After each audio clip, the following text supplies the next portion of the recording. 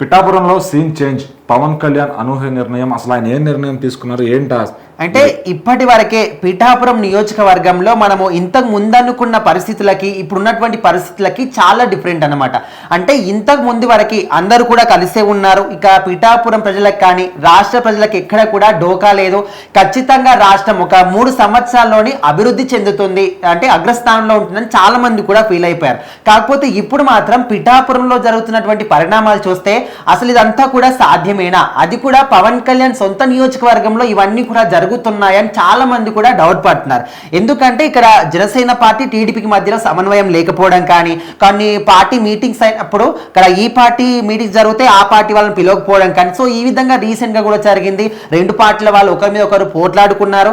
అదే విధంగా ఇక్కడ వర్మ విషయానికి వస్తే ఆయనకు రోజు రోజుకి పిఠాపురం నియోజకవర్గంలో ఉన్నటువంటి ప్రాధాన్యత మొత్తం కూడా తగ్గుతూ వస్తుంది.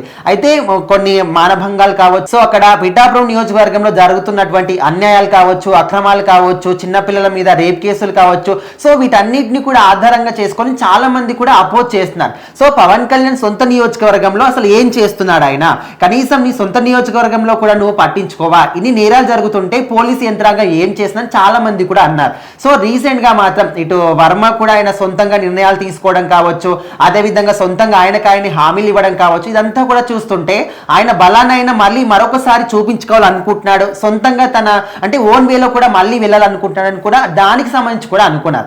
అయితే ఇప్పుడు పవన్ కళ్యాణ్ సొంతంగా అంటే ఆయన కొన్ని అనూహ్య నిర్ణయం ఏం తీసుకున్నారంటే 4 పోలీస్ స్టేషన్లకు సంబంధించి అక్కడ పోలీసులు కూడా ఏం పట్టించుకోవట్లేదు, మేము కేసులు పెట్టినప్పటికీ పోలీసుల దగ్గర అర్జీ పెట్టుకున్నప్పటికీ వాళ్ళు ఏమాత్రం కూడా స్పందించట్లేదని చాలా మంది ప్రజలు కూడా రివర్స్ అయ్యారు. సో అంతా కూడా పవన్ కళ్యాణ్ దృష్టికి వెళ్ళింది కాబట్టి ఆయన మాత్రం సో ఇంటెలిజెన్స్ పోలీస్ అధికారులు వాళ్ళందరినీ కూడా ఈ పోలీస్ స్టేషన్ల మీద అంతా ఒక నివేదిక నాకు సమర్పించాలనే విధంగా వాళ్ళని కూడా ఆదేశించడం జరిగింది.